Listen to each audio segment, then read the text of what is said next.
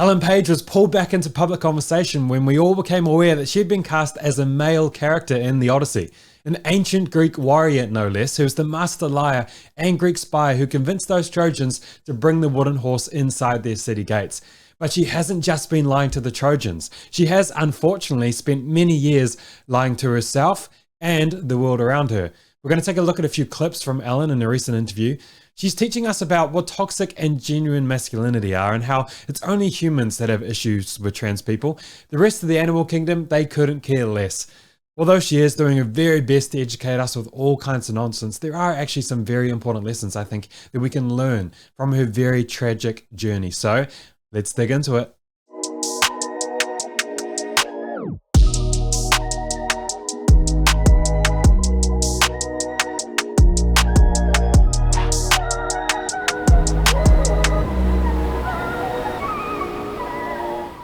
It's been almost 6 years since Ellen Page changed her name to Elliot Page and had surgery to remove her breasts, all in an attempt to appear more like a male, which of course she will never be. And no surgery, name change, or use of pronouns will ever change that. Any more than me telling myself that gravity doesn't exist is going to stop me from sticking to the pavement.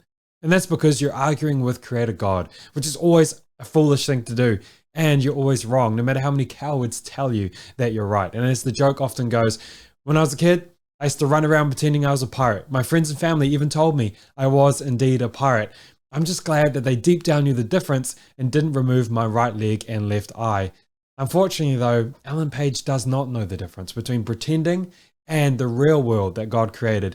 And so here she is telling us about God's world and what we can learn from it. The natural world and what we learn in biology class and in terms of it seemingly being this cis heteropatriarchal system is, I don't know, however we'd say that, is, I feel, used against queer and trans people in terms of us being made to seem maladaptive. There's something wrong with us. We're not real, we're fake. Or we're some modern thing, which is, of course, we know that's not true. We've been, everywhere forever, and I think...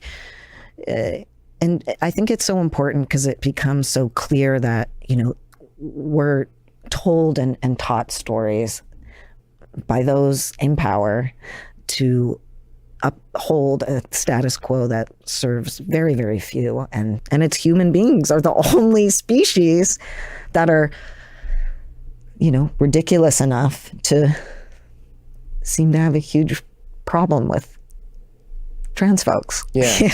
After you listen to something like that, the Jose Mourinho meme tends to come to mind. About the red cards, I prefer really not to speak. If I speak, I am in big trouble. In big trouble. And I don't want to be in big trouble. But this is built on truth and family first, so we are going to talk about it. The argument here seems to be that animals don't recognize trans people as a problem. So humans are the ones who need to get it together and act like there's nothing strange about it at all. But there are some other things that I can think of that animals don't have a problem with that humans generally do. For example, eating each other, sex without consent, eating vomit, eating their own feces, eating their mate after reproduction, standing around at the car looking like you're about to leave to free up a car park, but then not actually getting in the car for another 5 minutes. And then when you do get in the car, you get back out again straight away because you simply just forgot your handbag and you had no intention to leave in the first place. As a random non-specific example, that's something a cat would do, I think, if they had the ability. The point, I hope, is clear. The morality of animals should not be our standard. We're different from animals. We are made in the image of God. And because of that, we are held to a moral standard because we all have inherent dignity and worth. So we don't have the right to hurt, kill, or mutilate anyone, not even ourselves. However, something we can observe from nature is natural law, which tells us the biological reality that unlike a clownfish that is biologically able and designed to change sex as part of their reproductive strategy. I know I just ruined Finding Nemo for you because Nemo probably should have had a mum. Anyway, unlike the clownfish, humans don't have that ability. There is no process by which humans can change their reproductive organs and chromosomes. 100 years from now, if Ellen Page's skeleton was found, scientists would conclude they found the remains of a woman. And that is because if we are going to be honest with reality, when we look at nature, we would come to the exact opposite conclusion that Ellen has come to. Why not just own it? Why look for justification? Any attempt to harmonize or justify the transgender worldview just makes it seem more and more ridiculous. You start appealing to the moral sensibility of animals rather than just taking from nature what we should, which is overwhelming evidence that what Ellen is claiming to do cannot be done and should not be done. Even the word transgender itself, what exactly is meant by that? To transition, you move from one thing to the other, but isn't the argument that you were always that thing? If you were to ask Ellen Page, were you ever a woman? What would she say? If she said no, then what did she transition from? If yes, then she was a woman at some point, and that defeats her whole worldview for obvious reasons. We could go on and talk about getting assigned sex at birth, but it's already getting a bit ridiculous. The only person that assigns a sex is God, and it happens way before birth. But these are the kinds of questions that we're forced to ask, and that is the reason why transgender people are so often mocked and ridiculed. People who are delusional are natural targets for mocking and ridicule. It's a natural mechanism for human beings to laugh at people who are denying reality. And the more you try to compel a society to repeat a lie along with you, the more resistance there's going to be, especially from healthy men. And so naturally, the more mocking and ridicule those people will receive. I'm not excusing or encouraging that mocking. I'm merely pointing out that the more Pride days, weeks, and months you force down people's throats, the less likely those groups of people are going to be genuinely accepted by all of society. All you do is further entrench people in their positions and create greater division. And that's because pride is still not a virtue. Pride is a sin. It has been a sin and will always be a sin. And our job is to speak the truth in love, regardless of how unloving they tell us the truth is. And when I say love, I do actually mean it, to love them, not just love being right or love mocking the ideas of the worldview, or as we start seeing too often, mocking the individuals themselves. But as is often the case with those who do evil things have been done to them.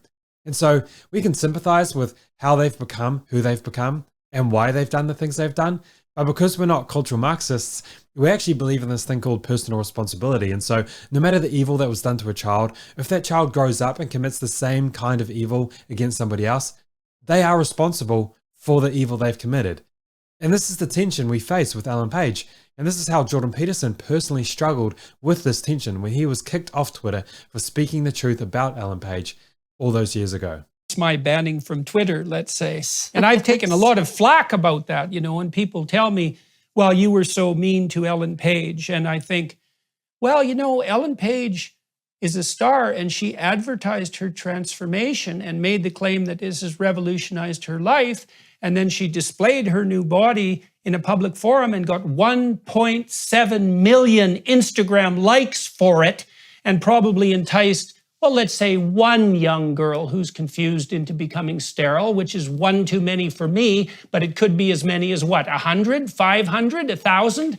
And I have my tendency to feel a hell of a lot more sorry for a set of confused, isolated, and lonely pubescent girls who have no one to love them enough to help them appreciate who they are than I do for one overprivileged and unfortunately confused narcissistic Hollywood star. And I think that's a completely understandable response. If you have any part of you that is completely brainwashed, you would feel sorry for where she is and what she has felt the need to do to herself. And if you don't, here's a clip of her from years ago that might help.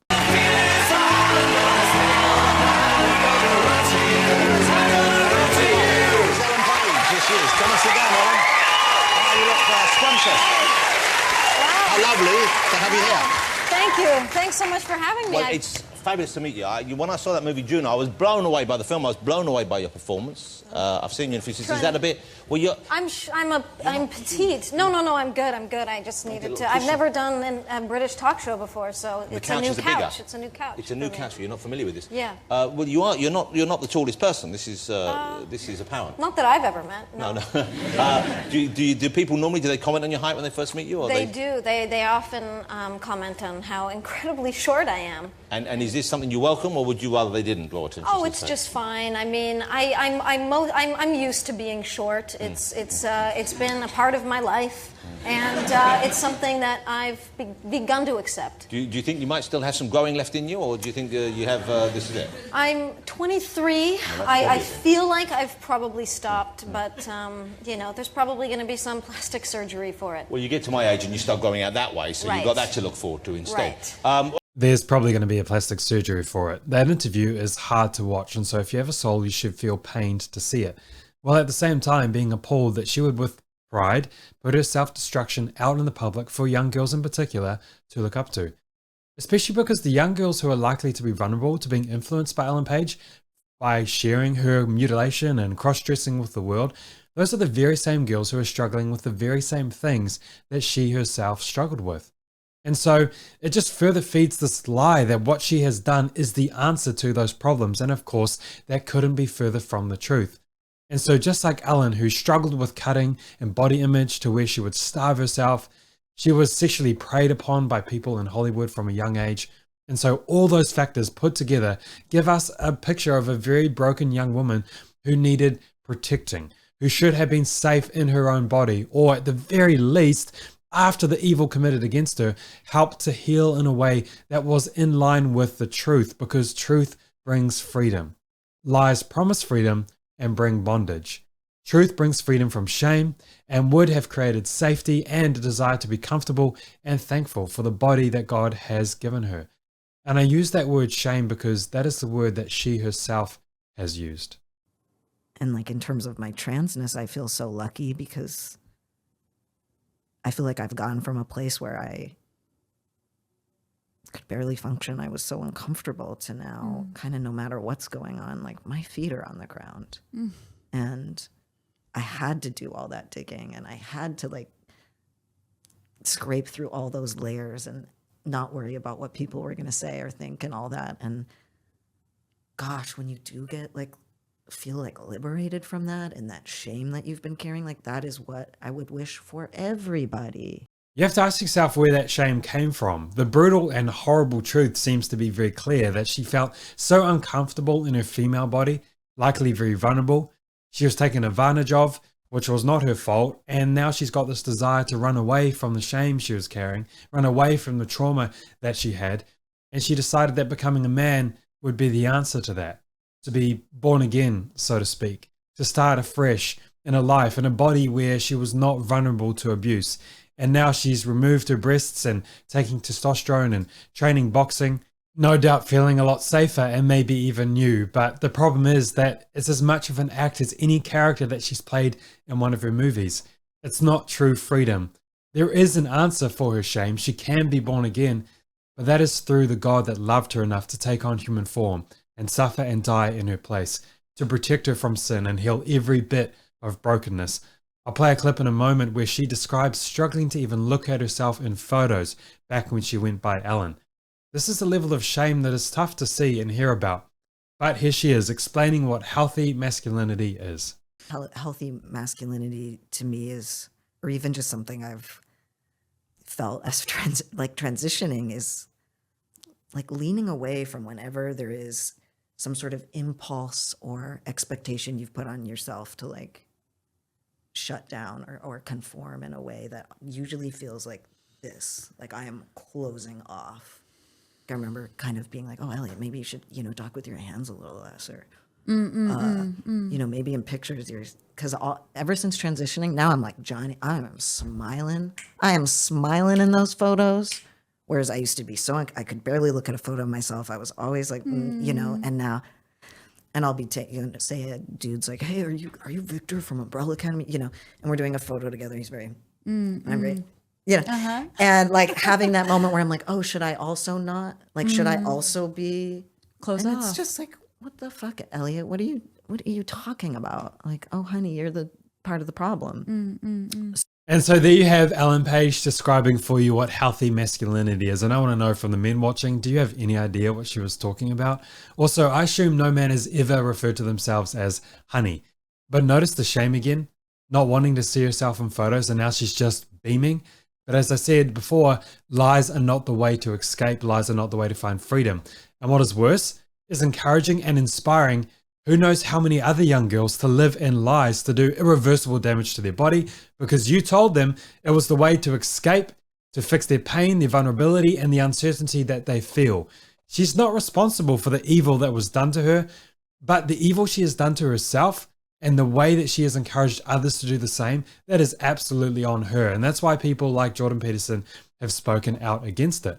But for all of that, there is a real solution. There is real freedom and real forgiveness. She can be healed and set free, and we pray that takes place for Ellen. And if you follow Christ, you already know it's your job to love this way by telling the truth, regardless of how unpopular it makes you, regardless of how hateful they say you are. Love the way God defines love, because that's who he is. And love always rejoices in the truth.